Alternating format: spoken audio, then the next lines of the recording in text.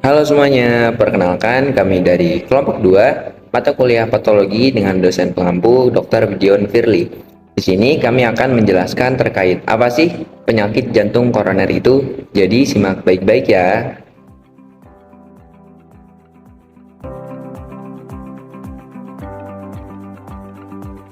Seperti yang kalian lihat, kita akan membahas mulai dari definisinya, etiologinya atau penyebabnya, patogenesis atau proses perkembangannya, gejala yang dirasakan, pemeriksaan radiologi, cara untuk mengurangi resiko, serta yang terakhir yaitu prognosis. Oke, kita lanjut ke pembahasan yang pertama yaitu definisi. Apa ya jantung koroner itu? Penyakit jantung koroner adalah suatu penyakit yang terjadi di jantung, disebabkan karena adanya penyempitan atau penyumbatan di pembuluh koroner. Pembuluh koroner sendiri adalah pembuluh nadi cabang pertama dari aorta yang berfungsi untuk mengantarkan zat-zat makanan yang dibutuhkan oleh jaringan di dinding-dinding jantung. Jika terjadi, maka salah satu tandanya adalah nyeri di dalam rongga dada sebelah kiri. Yang kedua, kita akan membahas etiologi atau penyebabnya. Apa aja sih penyebab jantung koroner itu? Yang pertama adalah faktor umur. Semakin bertambahnya usia, elastisitas dari pembuluh darah arteri akan berkurang dalam menampung pemompaan darah ke jantung.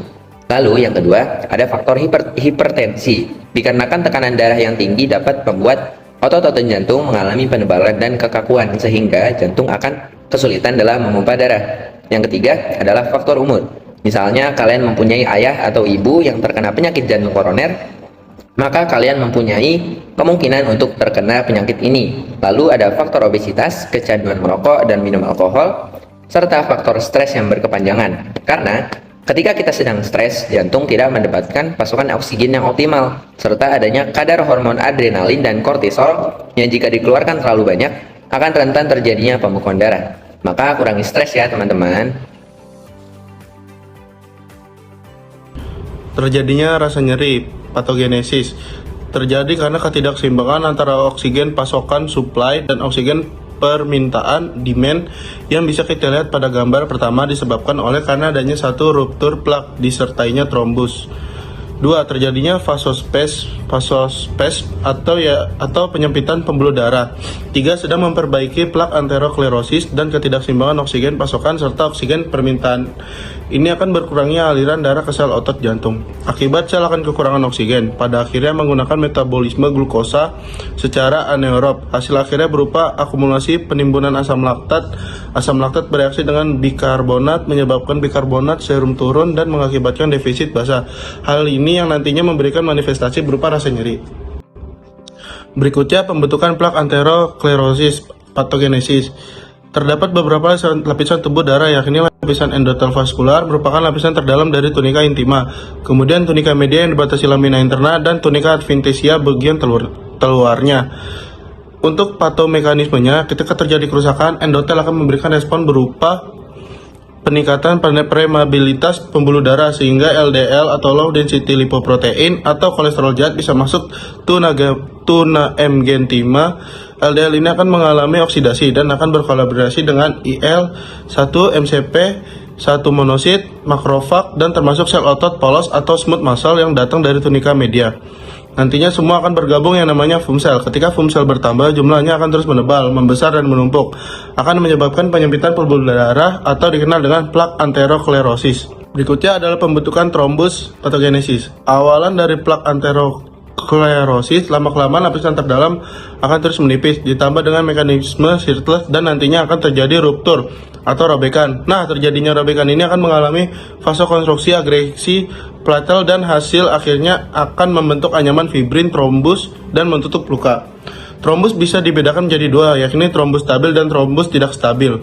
Memiliki perbedaannya, satu pada gambar di atas merupakan trombus stabil karena memiliki anyaman fibrin saling membentuk, akan terjadi tebalan yang bersifat kuat, prosesnya terus-menerus berlangsung dan pada akhirnya akan menutup pembuluh darah secara keseluruhan. Yang kedua, pada gambar di bawah merupakan trombus tidak stabil karena memiliki anyaman fibrin trombus yang saling melepaskan diri, akan menyebabkan emboli dan kembali dapat menjadi penyebab terjadinya penyumbatan pada ujung pembuluh darah yang lebih kecil dan ini memiliki sifat tipis. Manifestasi klinis. 1. Terasa sesak nafas atau iskemia miokardium. Yang kedua, rasa lelah berkepanjangan. Yang ketiga, irama jantung yang tidak teratur dan akan terasa nyeri pada dada atau angina pectoris. Yang berikutnya, terdapat menyebar ke leher, rahang, perut, dan bagian kiri atas dari tubuh yang nantinya akan terasa kaku. Yang keempat, ujung jari tangan dan kaki akan terasa kesemutan. Gejala penyertanya yakni keringat dingin, mual dan muntah, lemas, pusing melayang, dan pingsan. Aspek penting untuk mengontrol PJK. Yang pertama bisa dengan perubahan gaya hidup. Yang pertama, diet sehat, ditata kalori per hari, wanita dengan 2100 kalori per hari, pria 2500 kalori per hari, dan mengonsumsi makanan tinggi serat akan buah-buahan, sayuran, dan biji-bijian. Yang kedua, bisa dengan olahraga teratur, mampu meningkatkan kekuatan jantung dan sirkulasi darah pada tubuh. Yang ketiga, perlahan jauhi merokok, minum alkohol, yang bisa dapat memperlambat progresif munculnya penyakit dan mengurangi resiko komplikasi. Yang kedua, bisa dengan obat dengan dosis dan kegunaan yang sesuai. Yang pertama, antiplatelet dan antikoagulan. Obat untuk mencegah pembekuan darah yang dapat menyebabkan serangan jantung atau stroke. Yang kedua, statin. Obat untuk menurunkan kadar kolesterol dan mengurangi risiko plak arteri. Yang ketiga, beta blocker. Digunakan untuk mengurangi beban kerja jantung dan menurunkan tekanan darah. Yang keempat, ACE inhibitor dan ARB. Digunakan untuk mengontrol tekanan darah dan mengurangi stres pada jantung. Yang ketiga, edukasi pasien. Pentingnya memahami kondisi pasien dengan bertanya ini, cara kita peduli kepada mereka. Contoh, menanyakan apakah ada obat-obatan yang sering dikonsumsi dan berikan arahan anjuran yang tepat serta tanda peringatan bagi mereka untuk merubah atau memperbaiki kualitas hidupnya. Lalu dengan pemantauan dan manajemen komplikasi, contohnya mengecek tensi dan tekanan darah, kadar kolesterol dan gula darah di dalam tubuh supaya sadar akan kesehatan di dalam diri dan minimalisir faktor resikonya. Lalu program rehabilitasi jantung. Program rehabilitasi jantung menyediakan pendidikan, konseling, dan latihan fisik terstruktur untuk membantu pasien pulih setelah serangan jantung atau prosedur koroner. Selanjutnya ada prosedur intervensi. Yang pertama ada angioplasti koroner, prosedur untuk melebarkan arteri koroner yang tersumbat dengan menggunakan balon dan memasang stent untuk menjaga arteri tetap terbuka. Yang kedua, bypass arteri koroner, prosedur pembedahan di mana arteri yang tersumbat digantikan dengan pembuluh darah lain untuk mengalihkan aliran darah. Slide selanjutnya ada penyakit jantung koroner yang dapat diidentifikasi melalui alat radiologi MRI dengan melihat pergerakan fungsi serambi jantung dan mengukur seberapa sih tingkat kerusakan yang diakibatkan oleh serangan jantung. Ada beberapa tahapan dalam pemeriksaan MRI jantung. Yang pertama, bagi para penderita fobia terhadap ruangan tertutup, sebaiknya berkonsultasi terlebih dahulu kepada tim pemeriksa. Selama pemeriksaan berlangsung, pasien menggunakan penutup mata dan penutup telinga. Terus, pasien diharapkan jangan memakai aksesoris, diharapkan melepaskan aksesoris. Sebelum memulai pemeriksaan, sebaiknya pasien buang air kecil terlebih dahulu. Yang kedua, tim radiografi yang bertugas akan menyuntikkan impuls kepada pasien berupa warna kontras alat MRI yang bernama gadobutrol. Yang ketiga, setelah sudah siap, pasien akan diminta berbaring di atas meja pemeriksaan yang nantinya dapat bergeser ke dalam lubang melingkar pada alat MRI. Yang keempat, pasien diharapkan tetap tenang dan diam saat pemeriksaan berlangsung. Yang kelima, setelah pasien berada di dalam, maka pasien tetap bisa berkomunikasi kepada tim radiografer menggunakan intercom. Yang ketujuh, pasien akan diminta untuk menahan nafas selama beberapa detik. Yang kedelapan, setelah pemeriksaan selesai dilakukan, maka meja akan kembali bergeser keluar secara otomatis. Yang kesembilan, proses pemeriksaan menggunakan alat MRI berlangsung dalam 45-60 menit. Di sini saya akan menjelaskan bagian dari prognosis penyakit jantung koroner. Apa itu prognosis? Prognosis merupakan prediksi atau kemungkinan perkembangan dari suatu penyakit. Dari tanda-tanda dan gejala, itu apakah akan membaik atau malah memburuk dari waktu ke waktu untuk kualitas hidup. Jadi, seperti yang pertama itu ada tingkat keparahan penyakit.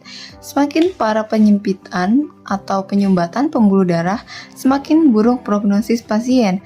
Misalnya, pasien dengan penyakit jantung koroner stabil atau angina pectoris stabil biasanya memiliki prognosis yang lebih baik dibandingkan dengan mereka yang mengalami infark miokard akut atau angina pectoris yang tidak stabil. Yang kedua, ada penanganan yang tepat dan teratur. Disinilah diharapkan pasien patuh dalam menjalankan pengobatan. Penanganan yang tepat seperti pengobatan yang segera atau tidak mengundur waktu, dan penanganan yang teratur seperti pengobatan yang teratur seperti pengobatan yang dilakukan berturut-turut tanpa ditunda-tunda. Untuk penyakit jantung koroner intervensi, koroner yang lebih baik prognosisnya adalah perkutan atau disingkat dengan PCI atau bedah pintas arteri koroner yang disingkat dengan CABG. Yang ketiga, ada faktor risiko yang dapat dikendalikan. Pengendalian faktor risiko dapat mengurangi risiko komplikasi dan kematian, seperti menghindari merokok, mengendalikan kadar gula, dan mengatur pola makan yang seimbang, memiliki prognosis yang lebih baik. Yang keempat, yaitu komplikasi yang mungkin terjadi secara tiba-tiba seperti aritma atau gangguan irama jantung, gagal jantung, atau kerusakan fungsi jantung yang dapat memperburuk prognosis. Makanya, sedemikian mungkin kita melakukan yang terbaik. Dan yang terakhir, yaitu yang kelima, yaitu usia dan kondisi kesehatan secara keseluruhan. Bagi pasien yang lebih muda dan memiliki kondisi kesehatan yang lebih baik, secara umum biasanya memiliki prognosis yang lebih baik. Dan yang memiliki usia lanjut dan adanya penyakit penyerta lainnya dapat memperburuk prognosis. Mungkin cukup sekian video dari kami. Terima kasih yang sudah menyimak videonya. Sampai jumpa lagi.